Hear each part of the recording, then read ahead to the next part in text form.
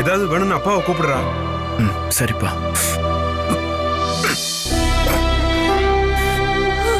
வாசுந்தர், நீங்க போங்க.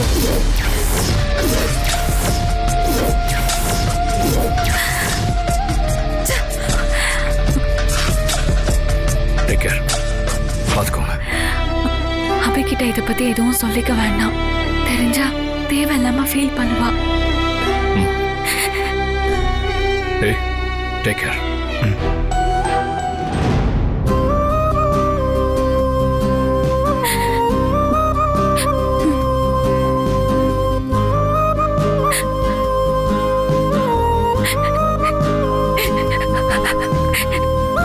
அனு, ப்ளீஸ் அனு, அழுவாதீங்க.